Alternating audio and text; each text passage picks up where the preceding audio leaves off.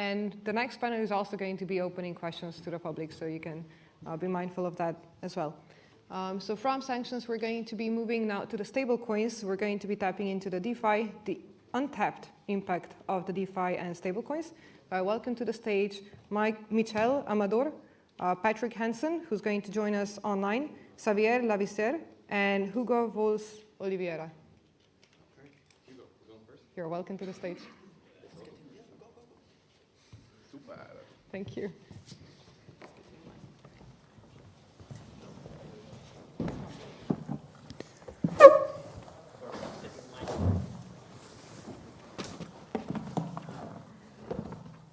Oh dear. Very well. Do we have Patrick online? Wonderful.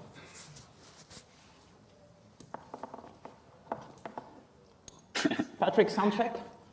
We can't hear you yet, but we see that you're speaking. Can you hear me now? Oh, now it works smoothly and perfect. Very well. Okay. I can't see you. Maybe maybe the team can manage the video in a way that I can see you guys. Otherwise, I just talk to myself.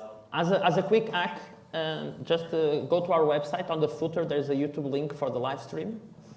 And we'll do it the Portuguese way and improvise. All right. Just mute the link so that we don't get into an infinity loop, or else it's going to be wild. Very well. There's also another problem. Last night, the parties were wild. There were like 3,000 people trying to get into the D-Night party with just 1,000 registration limit. And we had the first speaker of the day that is unfortunately not able to join us. But Julien Bouteloup from StakeDAO and the Stake Group may arrive in the middle of the panel. We'll see how we'll handle that intervention. But right now, we'll start with our timely guests. And in this regard, I'd like to introduce again Mitchell, Patrick, and Xavier, and the great topic of our panel, which is the untapped potential of DeFi and stablecoins. And you may think that this is kind of a poor decision from the organization team to combine DeFi and stablecoins, but we'll see in the end of this panel that it is not the case, and that these two topics match up perfectly. So without further ado, I would just like to invite our speakers to tell us a little bit about their thoughts in this regard. And then I'm particularly curious to hear two things to begin this conversation from our panel, which are, overall, currently, what's the status of DeFi/stablecoins regulation? And then what is the ideal world of DeFi/stablecoin regulation? Because there's clearly a clash going on here, and this clash is impacting the achievement of this untapped potential of these two groups of assets in our industry or of sectors.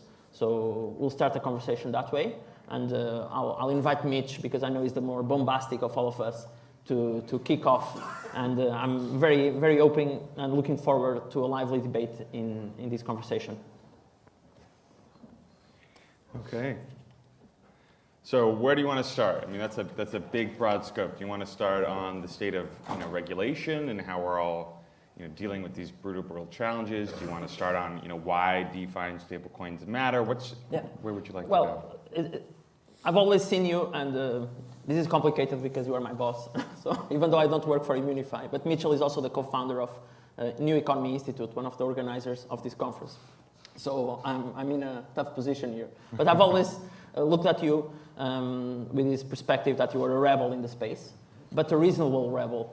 And I think you come across at that. So the position that you'll be, if you put the conversation in the very extreme kind of ethos of the Bitcoin community, do not regulate at all, we are doing our own thing, we are going to live in a full-fledged token economy, versus now the paths that different players in the DeFi ecosystem are taking. Are we going full regulator? Are we going to ignore regulation? Are we going to be like MakerDAO and pretend that Maker doesn't exist and that we don't need to comply with it in order to be successful? So I was curious to see your position on this. Is it such a balanced position, or do you still identify a little bit more with the rebel part of it?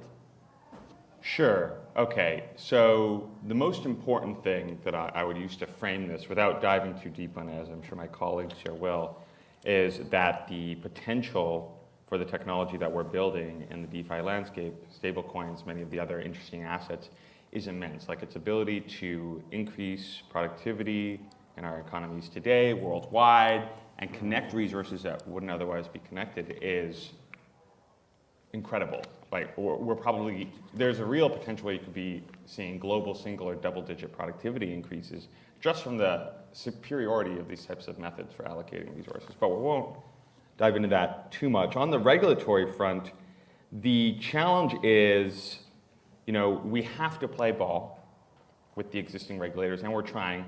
But this whole regulatory battle, and it's taking place in most countries, for the most part, does not have a lot to do with the ostensible reasons for which these subjects are considered. And it has a lot more to do with power, right? Who gets to decide what the financial rails of the future looks like, and who gets to control them? And what does that even mean? And up until recently, our community has been very idealistic about approaching that. Now, as we see, say, the behavior of the SEC, right, under Gary Gensler, and how they're approaching the situation, it's becoming a little bit more naked. Gary's trying to build his own political career going forward. And a lot of the cases they've brought, the SEC has brought against a variety of companies, DeFi companies, claiming that they have jurisdiction over them, have been a little bit spurious, but only spurious in the context of looking at them as being about consumer protections, as opposed to about staking the claim that the United States should control what financial rails are and are not allowed. And we have a similar phenomena, less overt, going on in Europe, obviously. So we have to play ball with the regulators because power is a real thing, right? And in order for us to succeed at making our technology useful and impactful in a day-to-day way, on a moment-to-moment way to people all around the world, we have to work with the existing stakeholders. There's no denying them. There's no pushing them out of the way. But we also have to recognize that for many of them, not all of them, but for many of them, this is about power. And so the real contest as we negotiate these bills all across the world, as we work together to create something that we hope will serve these societies very well, is to recognize where kind of common and mutual interest ends and the pursuit of power of a particular class or elite group begins. And that will determine on a case-by-case basis how we engage with them. For example, I'd say in Portugal, things are going in an interesting way. I mean, the government has proven very responsive and very supportive. But in the United States, I think you probably have to take a much heavier tack. And if you don't, then those elites will go for total control. But that was a long-winded. No, that's good. We'll have a full panel on the USA versus Europe approach on the end of the day, the final panel on the global approach to crypto regulation. But it was a perfect transition because Xavier, as a researcher from Paris, you've always come across as quite European to me. And Patrick, we have never met yet, but your public persona on crypto Twitter is unmatchable. And I would say that you are exactly on the same field. So I'll be curious to hear your replies. And how do you contextualize Mitch's answer? Yeah, feel free to go, Xavier, and then we'll go to Patrick. So first, I would like to say on this power play, so you distinguish the power and regulators that try to find the right rules. I don't see as necessarily an opposition because in the end, also asserting power as a state is the way to be able to implement rules that make then everyone benefit in a market. And of course, the US displays important place of power, but it's also a really functioning state in a sense. It's able to enforce its own law. It's not always the case in Europe, and it's even less the case if we look at further in any emerging and developing country, and that's a problem. Once your regulators are not able to assert their power on a sector, then you have a lot of problems with that. Going back on maybe your initial question, which is why DeFi and stablecoin are linked and how it relates to the risk, the way I see it, if I simplify, is that DeFi itself, it's just a feedback loop, right? It's just speculation based on a few crypto assets, assuming that it would have some use at the end. So what matters is at some point how it connects to the rest of the economy. Otherwise, it's just a loop. And the way stablecoins are currently the main connection points. There are NFTs maybe, but it's a bit more difficult for me to evaluate this ecosystem. There is potentially all this ecosystem of real-world assets, but at the moment, stablecoins are the main connection between what happens in DeFi and the rest of the economy. And I see that the problem is the conversation merges all the usages of stablecoin. And I would say there are mainly three categories, I would say, of usages of stablecoin. First is the one that are the reason stablecoin emerged, which is to be part of these trading platforms, right? You have stablecoin, so you can arbitrage between crypto assets and stablecoin. You can move the stablecoin between exchanges and arbitrage between platforms. You can use it then as a pivot in all the decentralized exchange because you need, of course, a central currency. And strangely, even on Ethereum, Ether is not the pivot currency, and it's more stablecoin. So, like, I think 45% of the trading pairs of Uniswap are with the stablecoin. So it's clearly one of the key elements of this ecosystem. The second usage, and this is where there is all this power discussion, is still nascent. It's all the payment question. Are stablecoin going to be used for payment? So for retail payment, it could work. We could tomorrow use the wallet and start paying, but currently, I don't think there is a high usage of that. It's difficult to evaluate, but it's quite low.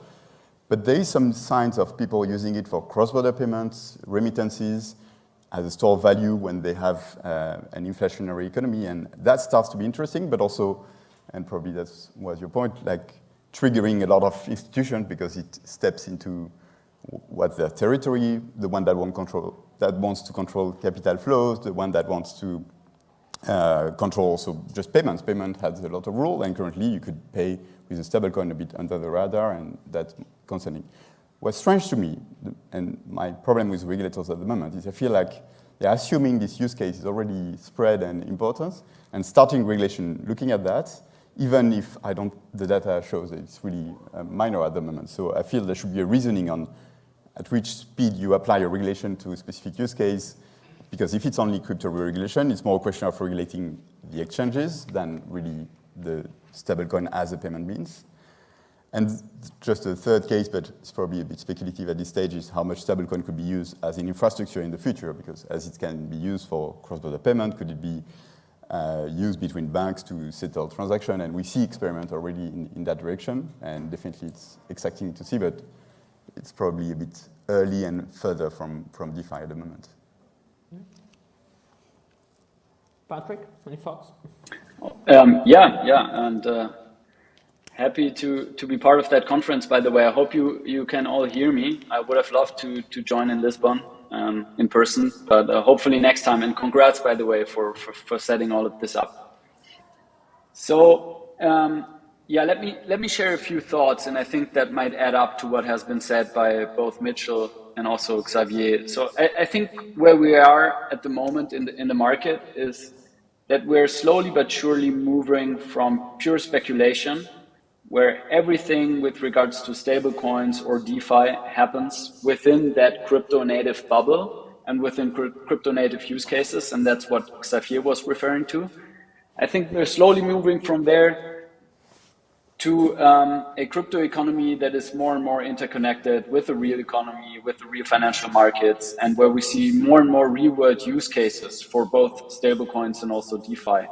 And Xavier mentioned some of them that might be real-world payments, merchant payments, remittances, treasury payments, foreign aid payments. A lot of, at least on the stablecoin front, will happen on the payment side, even though we see also many countries currently looking to stablecoins as a store of value. And I think in order to facilitate that transition from speculation to utility, I think some form of regulatory oversight initiatives are needed in order to enable just the larger part of the economy to engage in those markets. So if we want just normal real world economy companies to join, our industry, if we want big institutional financial companies, investors to join, there needs to be some form of regulation and oversight. So personally speaking, I'm actually quite optimistic and hopeful with regards to the current regulatory trends. But the devil lays obviously in the detail. And if we look at the difference between stablecoins and DeFi, those are obviously not too much connected on the regulatory front. There's, I think, a few interesting remarks to say on those. Stablecoins are already in the middle of the regulatory focus. And I think that's mainly for two reasons. The first one being that I think stablecoins are just way closer to traditional financial instruments, at least some stablecoins.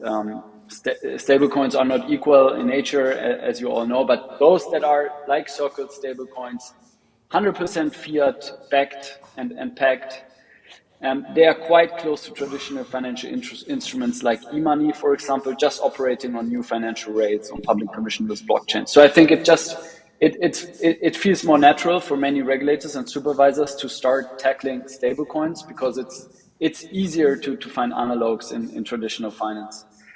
And the second reason is, I think that if you look at current market caps, current usage, and also potential, I think it's just that many policymakers and regulators think that stablecoins, at least in the near future, will have a greater impact on financial markets, on the real economy than DeFi. DeFi remains, I think, in the eyes of many still some kind of niche phenomenon, which is less interconnected. So I think these are the two reasons why stablecoins are already basically being regulated all over the world right now. We have seen the European Union going forward with MiCA, setting a regulatory framework for stablecoins. The US is very heavily discussing a stablecoin framework to issue, and there are similar rules all around the world. I think for DeFi, the question and those issues are a little bit more complicated because we have to look at the different types of DeFi stack, from the smart contract, the protocol layer, up to the front end, to potential aggregator levels. And I think the regulatory questions, the complexities that arise also out of those questions are just way more complex and difficult and require way more time and discussion. That's why I think we won't see the same level of regulation for DeFi in the next couple of months or even 1 or 2 years. I think that will take some time. But yeah, let me stop here, and happy to dive deeper into either of those two directions. Yeah, no, we are at a very interesting point in the conversation.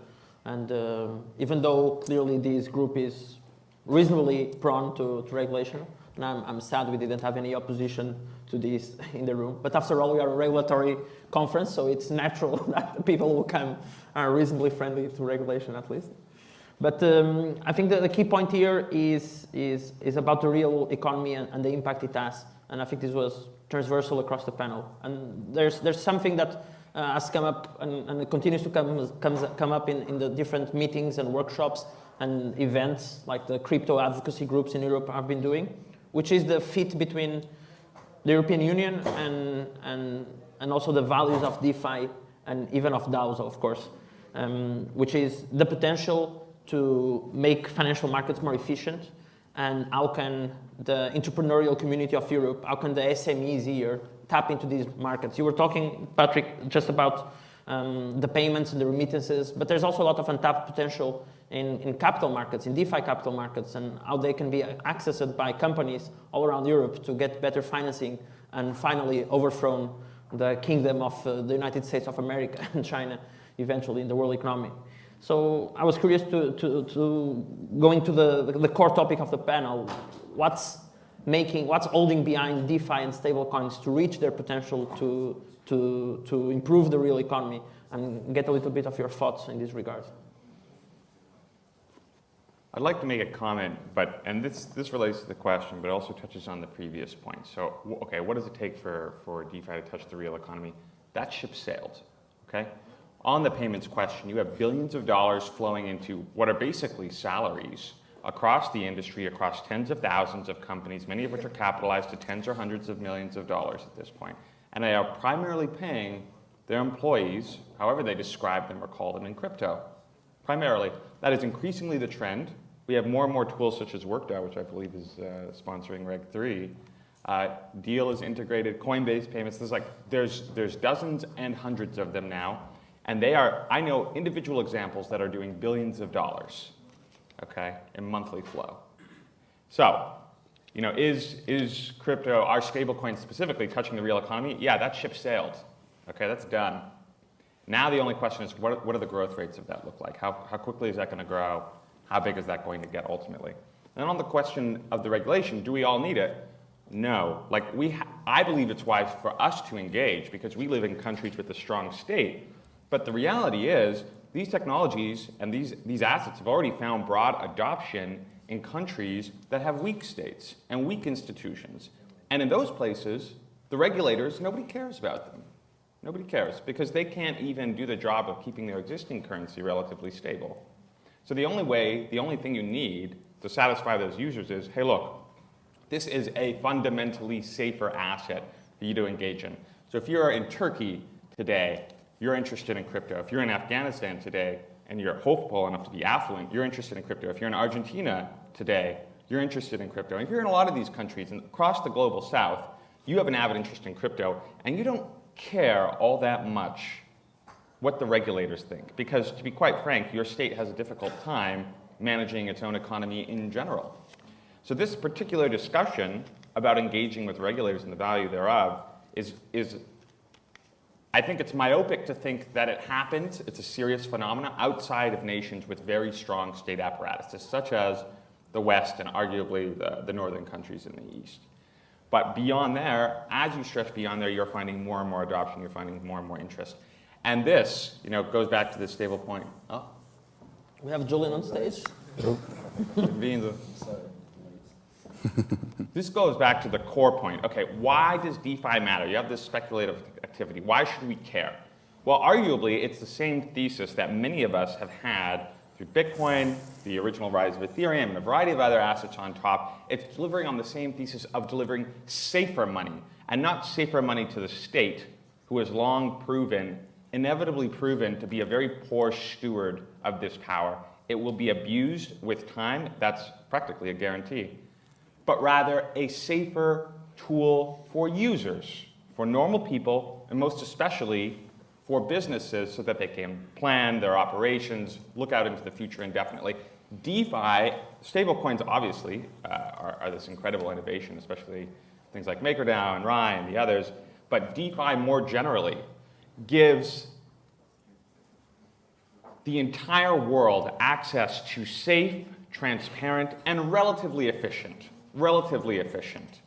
okay, financial instruments, even when the rest of their society, their market, their state might be crumbling around them. And that is an incredible value add, and we're all going to discover that the hard way over the next 5 or 10 years. So, you know, why does this matter? Because DeFi is a backup operating system for running a complex industrial and information age society. And there's nothing like it in the world. And if our state, right, you know, if the great state of Portugal, for example, were to hit serious economic troubles, serious energy troubles, for example, serious social troubles with our demographics, for all of us locals, we know that's a serious issue looking into the future. And we'll struggle to manage our society. Many things could fall apart. But if we had a mature DeFi ecosystem and a mature set of stablecoins, we could basically run the bulk of our society, despite, you know, a 5 to 10 year period of breakdown and reorganization of the state apparatus. And that is just an incredible saver for time and suffering for any population across the world. Julien, I'll cue in shortly. Just wanted to hear Patrick and Xavier's quick remarks on this. What's holding us back? We all know about this plan B and using DeFi and overall technologies of this space to help whenever the state fails. But what about merging these potentials? What's holding Europe back from also tapping into both DeFi and the power of stablecoins? Even though that ship has sailed, the beginning of the ship has sailed, but it's a big ship. So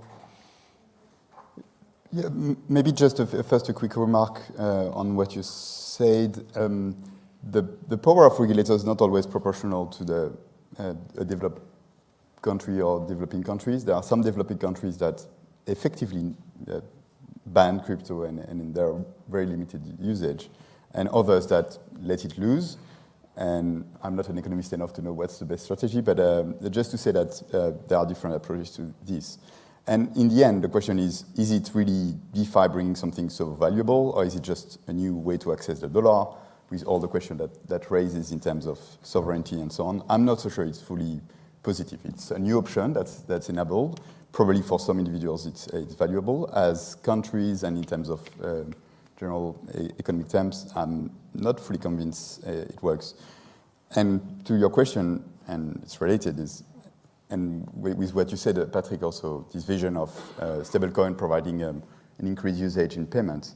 I feel like there are confronted vision at the moment of fiat as it is with the banking model, e-money that exists already and has never been a massive success to the point that we expect stablecoin to be. So there is a question of like, what's so new in stablecoin that would make it work? And there is, of course, the CBDC model also saying, okay, maybe the state should step in and provide directly this infrastructure of payment. Why should it be a second tier of actors doing? I'm not saying any of those option is perfect, but just to say that we are at the point of where different paths are possible, and probably will all cohabitate, and it's going to be a question of which is more suited for different situation, countries, and even individual choices. Not sure if you got the conversation already, Julien. Otherwise, you can chip in if you did, or otherwise, Patrick, do you have any final context on this? And before we move on to the next topic, not the next panel, the next topic. I just wanted to share one more thought on the question: what needs to happen in order for those technologies to reach mass markets? And I think one key area is really just the usability and the on and off ramps to those technologies, both I think DeFi but also stablecoins. If you look at how do people currently interact with DeFi protocols, mainly using just classic blockchain wallets like MetaMask and others. I think we're just not yet at the point from a usability perspective and from an ease of use of those on-ramps that we can expect the broader share of our population to engage with those. And the same is also, I mean, at least partially true for stablecoins, right? I think we need those kind of consumer apps that enable all kinds of people to interact as easily and as frictionless as possible with stablecoins and DeFi without having to understand the depth of what is seed phrase is or what gas prices are. So I think just usability and on and off ramps are key. And added to that, maybe second thought is just a question of security and regulation that also comes to mind for me when thinking about bringing those DeFi innovations to the masses. I think that the current state as it is, with like hundreds of millions being hacked every single week, is probably not a state that is fit for purpose for the mass market. That's why I think there's a lot of improvements still to make. Mm-hmm. Yeah, blame that on Mitchell and on Immunefi not doing their work. Thanks. Yeah. Thanks. But jokes apart, Julien, welcome. Trying to summarize a little bit the discussion here and where we are at and where we like your input. We're talking about the untapped potential of DeFi and stablecoins. And it's clear that there's a lot of that, and the direction is to approach DeFi and stablecoins to the real economy. And work is being done in that direction, but still much is to be done. And we need more on and off ramps. We need better tools. We need these better exchanges. We need frictionless UX and whatnot. But on the other end, it's not only about the things we build, but also the regulations we face. And the major clash in the whole of the Reg3 conference, but specifically on this panel, was one that was very much highlighted over the past week on the internet with that famous debate between Sam Bankman-Fried and Eric from MetaMask. Not sure if you saw it. So it was making the rounds because of exactly the same clash. Sam advocating for a more friendly approach to regulators and a more respectful approach, and Eric going on from a more adversarial approach, while still being quite respectful nevertheless. So we're curious to understand where do you stand in this debate and what's missing from the space in terms of approach to this problem to improve the potential that it has. Mm-hmm. Well, we wrote an article on Reg News about FTX and what Sam is doing. Well, unfortunately, I think that we'll be adopting stablecoin as a mass consumer product through corporates and institutions and big companies using it, in the sense that they will see in stablecoin a way for them to increase economic value, and also kind of like mass control over the products that is shipping. So for example, like Instagram, Facebook, all those different companies and products, they will be using stablecoin and DeFi because it's creating more value at the end of the day than actually the vision that they might embrace publicly, but not actually internally. So we'll be all using stablecoin and DeFi or blockchain at the end of the day without actually knowing about it. But it wouldn't be for the value of what we are here today on this panel, in this ecosystem building for decentralization